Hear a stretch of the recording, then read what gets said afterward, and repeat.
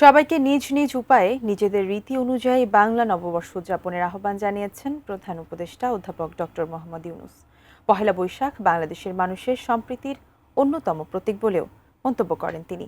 সকালে Bangladesh Buddhist federation আয়োজিত আন্তর্জাতিক বৌদ্ধবিহারে সম্প্রীতি ভবন এর ভিত্তিপ্রস্তর স্থাপন অনুষ্ঠানে প্রধান উপদেষ্টা এসব কথা বলেন।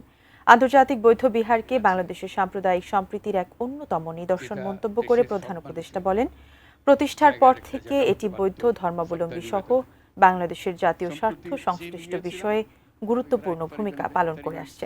উদ্বোধন হওয়া সম্প্রীতি ভবন বাংলাদেশের সম্প্রীতি ও মানবতার ঐতিহ্যকে ধারণ করে জাতীয় ও আন্তর্জাতিকভাবে গৌরবময় ভূমিকা রাখবে, এমন প্রত্যাশার কথাও জানান প্রধান উপদেষ্টা অধ্যাপক ডক্টর মোহাম্মদ ইউনূস।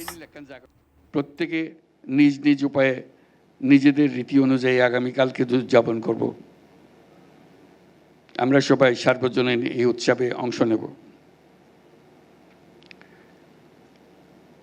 আজকে আমি যেখানে আছি, এই আন্তর্জাতিক বৌদ্ধবিহার বাংলাদেশের সাম্প্রদায়িক সম্প্রীতির অন্যতম নিদর্শন হোক।